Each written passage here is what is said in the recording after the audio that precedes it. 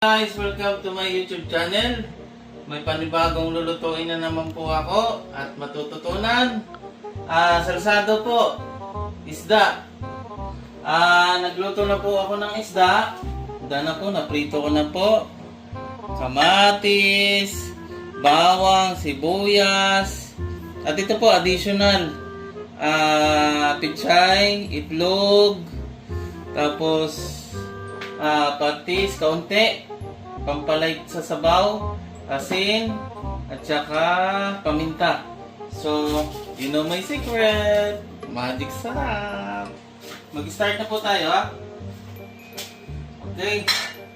So, guys, may uwal na po siya. So, unahin natin itong sibuyas at bawang.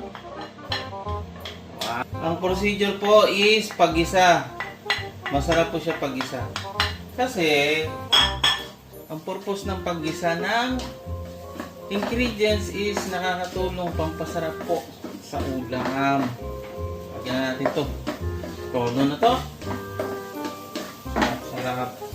Gisa-gisa, gisadong isda, ang ulam natin ngayong umaga.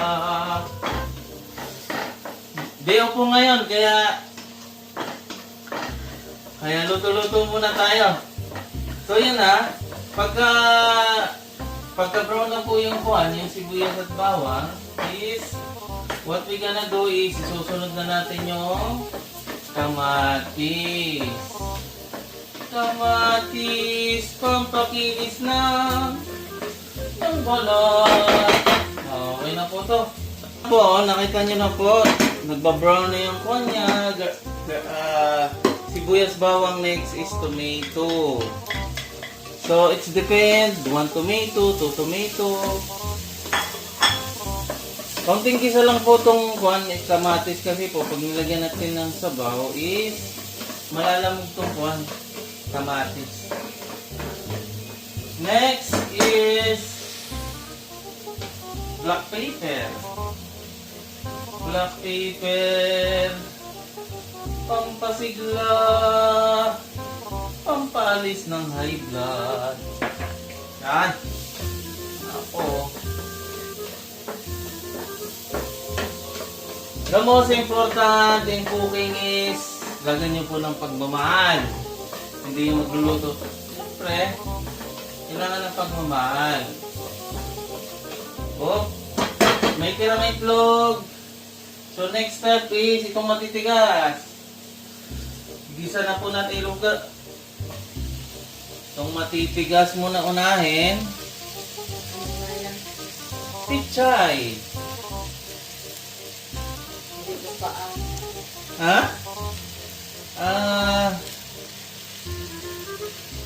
Pinaalala mo na naman sa akin lang. Ano to paa ng gulay. Kaya ko po ito ginisa kasi matigas po ito. Kailangan lumambot siya. Kasi yung dahon ng pichay is madaling maluto. Isa lang po ng kaunti. Palalambutin natin. Ito po, okay na. Gisa na yung all ingredients. Next is water. Water. Tansya-tansya. Mr. Georgian tansya. Kasi po, pag nagluluto kayo is matututunan nyo po yung tansya. Tapos, yun. Lalagyan na po natin ng ingredients. So, yung mga pampasarap, lagyan na natin ng secret. Po. Lagyan natin ng kaunti lang. Tapos, tikman nyo yung sabaw. At kung kailangan pang dagdagan is, dagdagan out. Tapos, lagay na po natin ng asin. Haluin muna po para mabalance yung lasa. Okay. Tapos, lagyan po natin ng kaunting patis. Soy sauce, pampakulay. Kaunti lang, pampakulay. Oops. Oops, ayan, panalo. Panalo sa Alaska. Tingnan nyo po, oh, yung texture ng sabaw. Yun po yung magdadala ng flavor. Next is isda. Next po isda, nagugas ako ng kamay. Ikamada nyo lang, kamada, ang isdang masarap. Kaya po, sa laging sumasakit ang ulo, kumain po kayo ng isda. More of amino acid. Mr. Doktor. Yun ang sabi ng doktor. Yan po. Kamada nyo lang. Yan, yummy. So, yan. Next is, nagluto po kami nito. Ito po, nagluto kami. Ham tsaka itlog. So, may tirang itlog. Sayang naman to kung itatapon. So, ilagay natin dito ng kaunti.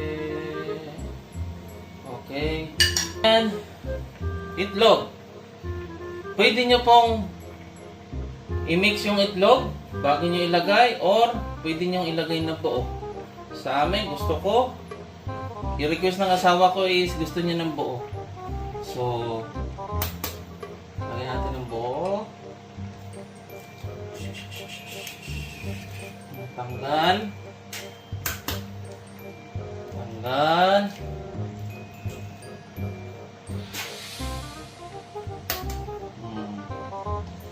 Huwag nyo muna pong hahaluin kasi maglalamutak yung sabaw. Pwede na po natin isama tong kuan.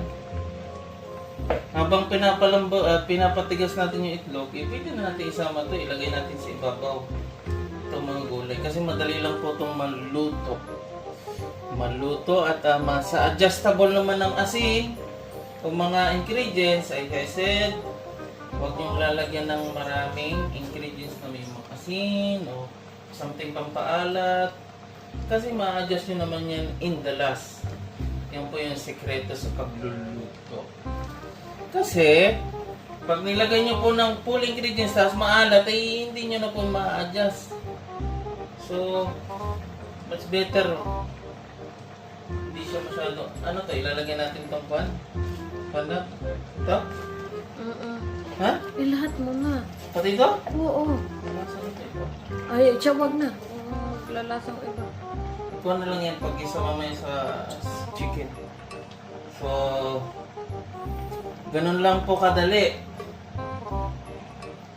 So, tikman muna po natin kasi ma-adjust ko po ang lasa nito. Tingnan natin ang lasa. Love, can you...